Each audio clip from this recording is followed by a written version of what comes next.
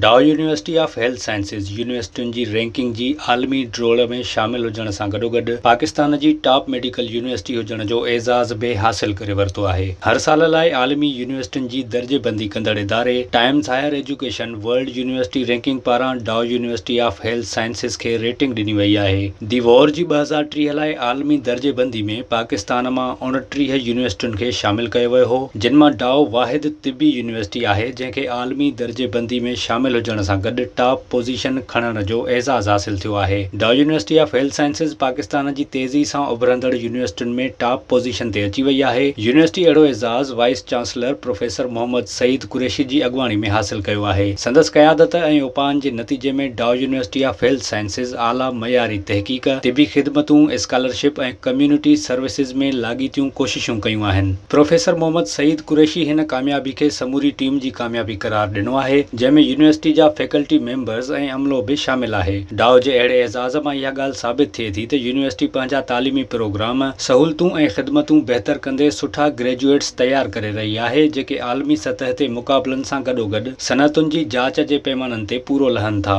डाउ university of health sciences तहक़ीक़ी मक़ालनि में आलमी सतह ते 428 ऐं मुल्की सतह ते 29 यूनिवर्सिटियुनि मां चोथें नंबर ते आहे।